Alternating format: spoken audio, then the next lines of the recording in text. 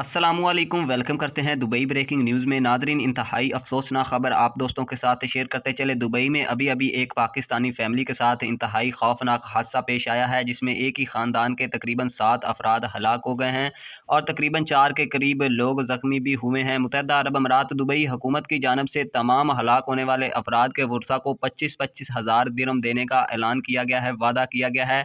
नाजरीन, वाक़े की तफसीलात कुछ इस तरह से हैं कि आज के दिन दुबई में दो तेज़ रफ्तार गाड़ियां आपस में टकराने की वजह से एक गाड़ी जिसमें पूरी पाकिस्तानी फैमिली सवार थी और जिसका ताल्लुक शहर गुजरात से था, वो तमाम के तमाम जलकर खाक हो गए हैं। अल्लाह मरने वालों की बख्शिश फरमाए। और नाजरीन, दूसरी गाड़ी में 4 अमाराती शहरी थे जिन्होंने शराब पी हुई थी और इसी वजह से ही ये एक्सीडेंट हुआ, ये इसी वजह से ही ये हादसा पेश आया है और उनको फौरी तौर पर पकड़ लिया गया है। वो भी जख्मी हुए हैं, लेकिन पुलिस की जानब से उनको फौरी तौर पर पकड़ लिया गया है और इन चारों अमाराती शहरियों को सजाए मौत का जो है हुक्म सुनाने तक कैद कर लिया गया है।